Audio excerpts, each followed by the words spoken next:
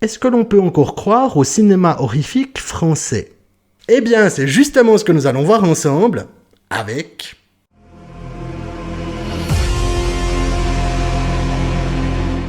Hey les fans de ciné, ici Critiqueur. France et cinéma d'horreur, c'est une histoire compliquée. Alors c'est pas qu'il n'y ait rien de bon, entendons-nous bien. Il y a plusieurs métrages que j'ai énormément appréciés, par exemple Haute Tension, À l'intérieur, Martyr, Grave, Frontières, Night Shot, Ne nous délivrez pas du mal, ou Goal of the Dead, et j'en passe. Mais rendons-nous à l'évidence. Dans l'ensemble du paysage horrifique français, c'est souvent bancal et ça manque parfois de passion. Sans doute est-ce aussi dû à l'avalanche de métrages américains qui déferlent sur nos écrans, et vu que le style n'est pas le même, on n'y adhère pas de la même manière. Ce serait intéressant un jour de traiter les mécaniques horrifiques des différents pays pour pouvoir en ressortir ce qui change. Dites-moi si ça vous botte dans les commentaires. Et puis, il arrive parfois de tomber sur quelque chose de totalement inattendu et d'étonnamment bien fichu.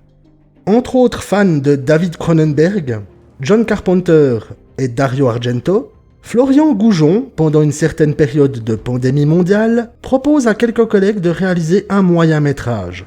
Une fois le tout terminé et vu la bonne réception au sein du groupe, une idée germa. Faire un long métrage sous forme de documentaire.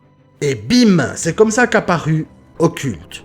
J'ai eu le plaisir de découvrir ce métrage et de rencontrer son réalisateur. Je vous mettrai d'ailleurs quelques extraits de l'interview durant la vidéo. Et là, je vais être totalement honnête. Lorsque Florian Goujon m'a contacté pour me demander si je voulais découvrir son film, ça m'a fait énormément plaisir, mais je n'étais pas convaincu. Qu'est-ce que j'allais visionner? Est-ce que j'allais passer les 1h47 du métrage en PLS? Qu'allait donner ce film sur la scène d'horreur du cinéma français? Eh bien, ce métrage m'a redonné confiance dans le cinéma de genre en France. Il prouve que même avec peu de moyens et une organisation parfois à l'arrache, on peut faire du contenu de qualité. Parce que oui, on parle ici d'une production avec un budget approximatif de 250 €, des acteurs amateurs, et du matériel de tournage se résumant à un iPhone SE 2020. Mais avant d'aller plus loin, ce film, de quoi ça cause? En août 1999, plusieurs jeunes filles disparaissent sans laisser aucune trace au lieu dit la colline de la Forêt-Noire. 20 ans plus tard, Joseph Duplan, écrivain, journaliste et spécialiste en phénomènes paranormaux, décide de mener l'enquête avec son ami et caméraman Jean Flo. Ensemble, ils vont découvrir la sombre vérité tout en étant confrontés à des événements de plus en plus terrifiants. Alors, par où commencer? On se retrouve donc dans un style documentaire respecté d'un bout à l'autre. On démarre le film en nous précisant que ce dernier a été posté, déjà monté, sur le dark web. Puis, on continue en fanfare avec plusieurs extraits de reportages sur les disparus de la colline de la Forêt-Noire, avant de glisser vers la mise en place de l'enquête par Joseph et Jean Flo, bien décidés à découvrir le fin mot de l'histoire. On entre alors dans un aspect documentaire ponctué d'événements surnaturels et on va de surprise en surprise.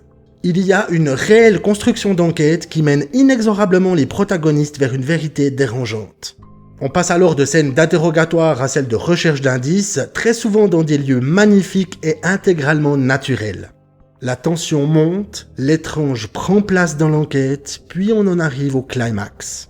Celui-ci nous fait ressentir une certaine tension avant d'en arriver à un final mystérieux et cohérent.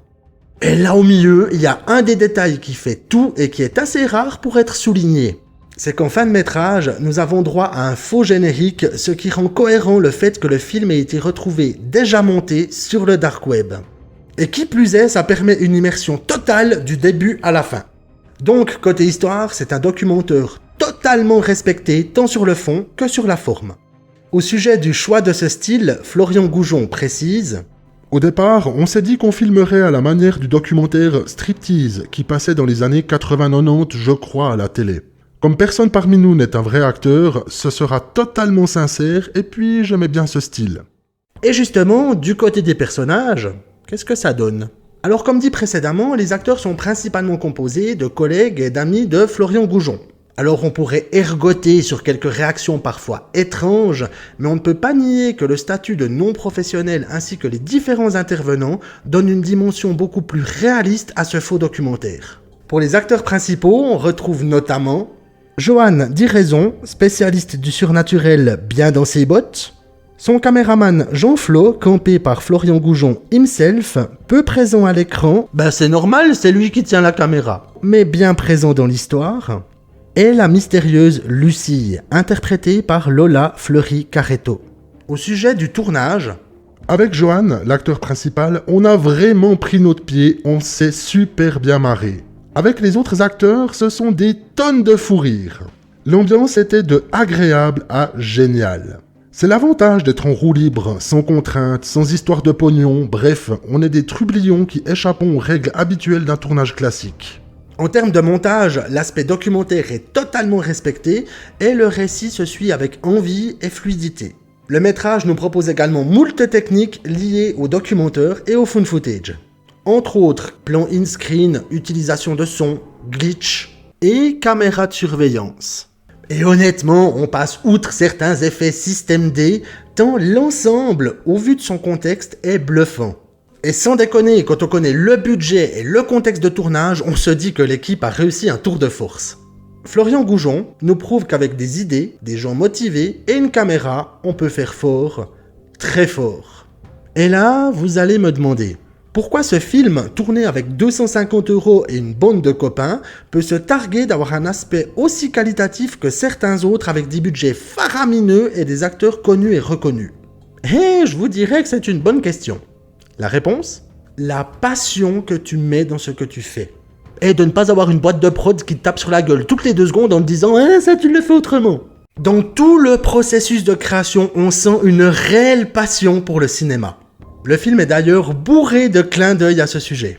Le fait d'avoir des limites au matériel, un budget inexistant et des acteurs amateurs n'enlève en rien le fait qu'avec assez de hargne, on peut en arriver à un résultat génial. Fans de ciné, amis créateurs, si vous avez envie de tenter l'aventure de créer des métrages, lancez-vous. Comme le dit Florian Goujon, j'avais juste réalisé 2 ou 3 clips pour mon groupe, mais sinon, je ne m'imaginais pas du tout prendre un jour une caméra. Comme quoi, en partant d'une idée, d'une envie, on peut faire énormément de choses. Et pour répondre à la question, oui, on peut encore croire au cinéma d'horreur français. Florian Goujon arrive à nous présenter ici avec son équipe un tour de force. Un résultat étonnant avec quelques euros de budget, peu de matériel et un montage ayant été fait sur un ordinateur de 13 ans d'âge. Ce réalisateur en herbe nous prouve qu'il peut faire partie des passionnés du cinéma qui sont à suivre et qui ont l'envie de partager leur passion tout en se faisant plaisir. Pour la réalisation d'Occulte, c'est évidemment une notion de partage qui nous animait. Je ne sais plus qui disait que le bonheur n'existait que s'il était partagé, mais c'est exactement ça. Pour découvrir ce film, vous trouverez le lien pour l'obtenir en Blu-ray en description.